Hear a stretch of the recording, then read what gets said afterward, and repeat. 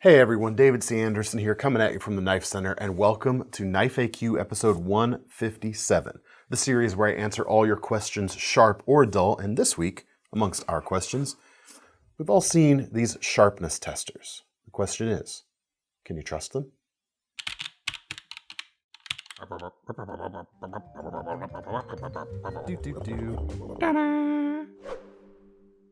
All right, if you're new to this series, here's the deal.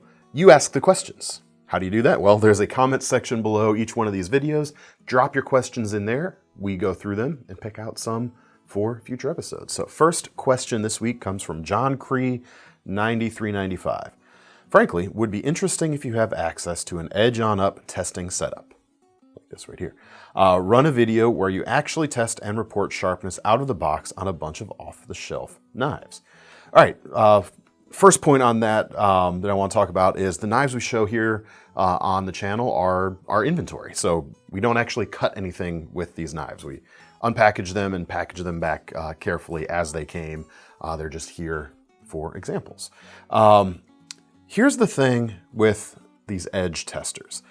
I like them, but they need a little bit of context in how to use them.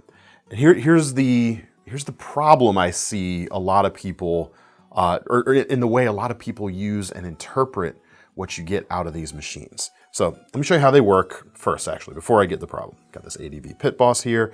The way it works is this is essentially it operates similarly to like a digital scale. And that's kind of what you got going on right here. You've got this resting post right here, and you want to place the edge of your knife in that post and then slowly lower it, and with even pressure, cut through this little metal wire in the holder here, and the amount of pressure it takes is reported as a number, and that is your quote-unquote sharpness result. The problem is, if you do this 5 times in a row, each one of those numbers is going to be different, sometimes wildly different. So my problem comes in, the way I see a lot of people using this is they'll do one cut, and that's your result. That's a result, but it's hardly empirical evidence because, frankly, this is a very unscientific way of measuring sharpness. There are so many variables that you can't control. Where exactly you place the tip of the knife, what exact section of the edge is cutting the wire, whether you're right on or not, could be a different result. Whether the tension on the wire is exactly the same, the position of this thing moves around. The speed at which you cut, the weight of the blade, so many different things. Variability of the wire. Variability of the wire, yeah. I mean, taking a single result, which is the way most people present this that I've seen, they'll take a result, sharpen the knife, take one result again and say, hey, it's improved. And guess what? It probably is improved. But the actual number there is fungible in a way. We did use this in a video. We bought this for specifically to be able to use in a work sharp demonstration we did where Thomas behind the camera over there, myself, and Seth V, occasional co-hosts that channel regulars will know, of course. We tested the new Pro Precision Adjust from Work Sharp. Thomas used that unit, and we pitted it against my knife grinder setup and Seth's Waterstone setup, his manual sharpening methods. And we wanted to see who got the best result. The single result, single test doesn't do it. So what we tried to do to at least get a result that was useful and informative, while still not being empirical, mind you, was we averaged out a bunch of results. We took a bunch of test numbers, we threw out the outliers, the topmost and the lowest most result, and then averaged the rest. And that's how we at least arrived at our results. So with some context and with some averaging out, they're useful. Don't take the numbers as gospel, however. And you can't even compare it to someone else doing the same exact test too, because their hands are different. So many variables. So yeah, these are useful. Don't take them as gospel. I'm not going to sit here and say they're BS because, like I said, they are useful, but a little bit of perspective.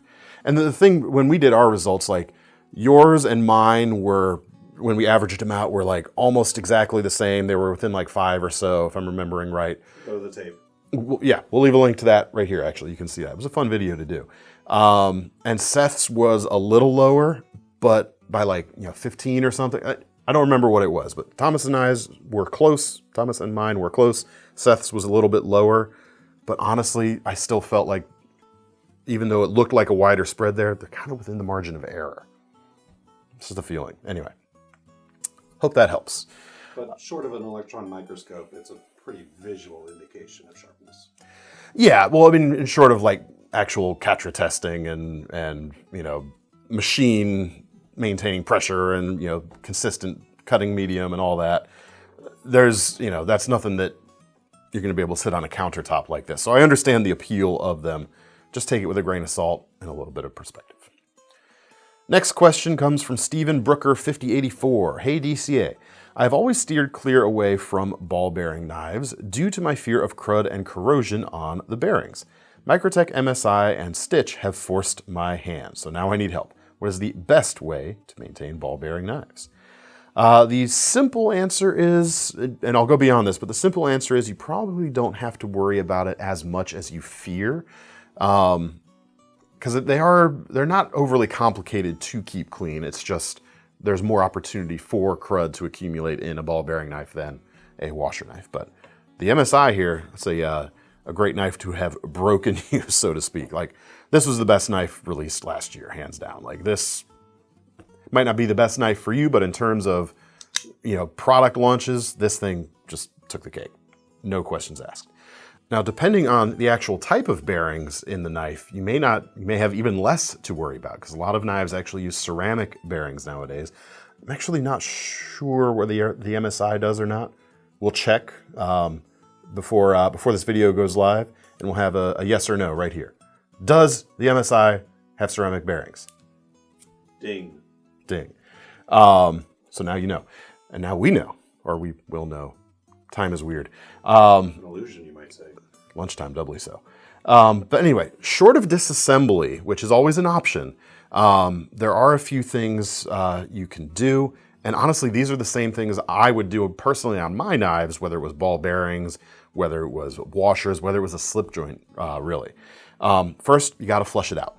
Whether it's with water or with lubrication, like mineral oils, I'm a big fan of in general. Just because it's food safe, it's cheap, you can get it just about anywhere, including the KnifeCenter at the link below. There's all kinds of things there. If you really have crud stuck in there and it needs to be flushed out, water or some kind of free-flowing lubricant. Now, some people like WD-40, and I caution to say that's not actually a lubricant, but it is a water displacer, and it can flush crud out as well. Once you've make sure though, like, it's not going to stain your handle material or otherwise interact with your handles, because you wouldn't want any surprises there. But flush it out. If you don't need to flush it out, you can go with a can of compressed air to just kind of blow some debris out. And in fact, if I've used water in the pivot, I will often like to use some compressed air after that as well to kind of blow some of the water away. And then you can lubricate it. Some people I know don't like to lubricate ball bearing pivot knives because you are introducing, some viscosity into the bearing race, the bearing travel area that can attract more dirt and sets up that vicious cycle if you keep having to keep it clean. So you can take or leave that one. If you have cleaned it, you've blowed it out, and it's definitely dry, and you like the action, you like what's going on, maybe you don't need to lubricate it after the fact. So that's an optional step. If you do actually have to disassemble it because you're not able to flush out what's going on, be careful with IKBS ball bearing knives. A lot of those, if not all, I think, the bearings aren't captive in a ring or something, so they can kind of move on you. So make sure you don't lose those. But you can clean it all out that way. It's really easy to make sure things are clean. But you can also go with something that has a dry film lubricant, like the Tough Cloth or the Tough Glide stuff from Century Solutions. It's not only a cleaner, but it has that dry film rust inhibition and lubrication, which could then, you avoid that problem of it attracting more dirt. And that's very easy to do, to apply that when it is in a disassembled state. So do all of that, hopefully you shouldn't have too many problems. So thanks for the question, and I hope that helps. Next question comes from You should read these first. Des IJ Pies 158. We're going to go with that. I'm looking for a Serbian chef's knife with leather sheath to carry on my belt for a coming holiday in Norway.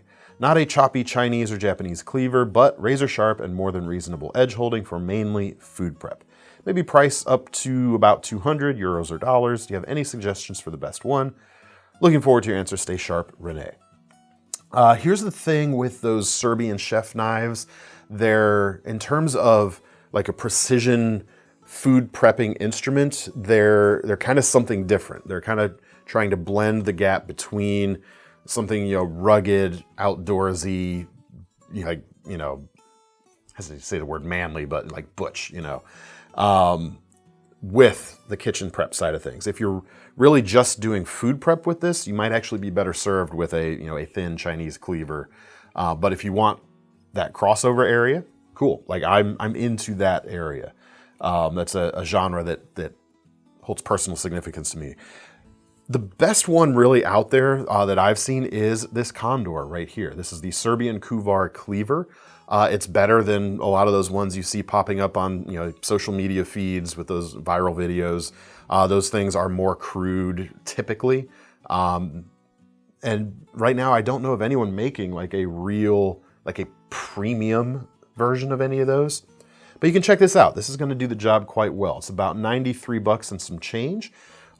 Just over 6 inches on the blade. It is 1075, so it's not like an edge holding champ. But if you're mainly doing food prep, it's going to do everything no problem. It's not a steel it's not a task that typically requires a ton of edge retention. But if you do need to touch it up, 1075 is going to touch up quite easily. But there you go. You got micarta handles with some red liners, which is a nice little touch there. Feels pretty good. And yes, it does come with a leather sheath. Here it is right there. You can carry that either on your belt or in a pack, no problem. It's going to lay nice and flat. And mainly, the thing that I like about these, especially in a camping situation, which I'm guessing might be what you're getting at, is they're fun. And they make you feel like you're conquering nature a little bit more, even if you're just slicing an apple. There's something to be said for that. Hope that helps. All right, now we come to our lightning round for today. First question's from Cyber Savage. We all heard the horror story last week of that guy who lost 2 Sebenzas and Duas, and I would die if that happened to me. My question to you is, what lanyard and or other retention device would you recommend to secure your knife both in pocket and while in use so you won't mind carrying high dollar knives? Thank you. I don't have a high dollar knife here as an example, but I have a Swiss Army knife just because. You don't even need anything fancy. Get yourself a length of paracord, tie it off like so. You can experiment with whatever length is right for you. And either through the lanyard hole in your knife or the key ring, split ring right there, loop it through. Attach one end to there and attach the other end to your belt in the same way. And let it sit in your pocket like so. This will bunch up there. This is kind of the only way to secure it in use and in pocket that I know of. The cool thing about this though, and this hat tip to Kevin Estella, a friend of mine who put a video out on this, this actually turns your Swiss Army knife into a one-hand opening knife. And if it's locking, like my preferred S18 here, this is now a one-hand opening, locking Swiss Army knife. You pull it out of your pocket, and pardon me, 2 fingers just because it's in the wrong position here. You can grab the nail nick of the blade, open it very carefully, like so. Now you have a one-hand opening Swiss Army knife. And experiment with the length, like I said, as long as you have enough length to do the typical cuts you're going to need to do without detaching it from your belt, great. If you do need to detach it from your belt, it's a quick release type of system, since it is, after all, just that loop. So check that out. Hope that helps. Next question. Peaches and Cream 5808. It'd be interesting to know how many people actually use the corkscrew option on any of their knives and tools, and what other creative uses people regularly use the corkscrew for aside from its intended use. For me, I've talked about this a little bit before, but this gives an opportunity to show a non-Swiss Army knife with a corkscrew on it. This is actually, I think this is a French Army knife. Yes, the TB Outdoor CAC French Army knife. It's a crossbar locking knife. You've got a glass breaker and belt cutter there on the back, but you also have a corkscrew. It is French after all. I really, more than anything, knives with corkscrews on them, for me, I've used them to remove or help untie stuck knots. That's really good for getting in there, prying things open, kind of like a marlin spike in a way. Also on Swiss Army knives, they can hold some of the accessories like this fire starter. There's little tiny screwdrivers that fit inside the spiral. So you can kind of think of that on the Swiss Army knife sort of like as a modular element of the Swiss Army knife. So it can carry those little implements for you quite easily. Technically, I guess I've used it for that more than anything else, since I usually have a little eyeglass screwdriver in mine. But yeah, what other uses do you folks use the corkscrew out there? For those of you that do use it, besides opening wide or untying knots, what else? Drop it in the comments below. Let us know. Well, now we come to our final question of the day, which is, of course, our most serious question of the day, which comes from Wombat613. Now that February 14th, Valentine's Day, is over, if Cupid ran out of arrows, what knife would Cupid throw, or what throwing knife would Cupid use? Easy answer, it's this matched Microtech Hera Twin Flames set with the little hearts on it. And actually, this is a really good opportunity to dual wield some autos. But let's say you forgot Valentine's Day this past week, and your significant other's a little steamed. If you said, hey, it's fine, something's on the way, it's just got caught up in shipping, you can order this now. You're gonna need something to get yourself out of the doghouse, something that's gonna make an impression, and these will certainly do that. There you go. Hope that helps. Well, that's all we've got for today. Remember, keep leaving your questions down in the comments. They are the lifeblood of this series after all, and we will go through and pick some out for future episodes. Let me know what you thought of the answers this time around, and if you have any alternate suggestions, or if you're just mad at me and you think I got something wrong, you can drop that in the comments too. Definitely drop those. Thomas loves reading those. If you want to get your hands on any of these knives, you can even get some paracord. You're going to have to tie it off yourself, however. We'll leave links to all this stuff in the description below. That will take you to KnifeCenter.com. Don't forget about our long-running Knife Rewards program, because the least thing we can do when you decide to buy a new knife is to give you some free money to spend on your next one. I'm David C. Anderson from the Knife Center, and that's Thomas behind the camera. We're signing off. See you next time.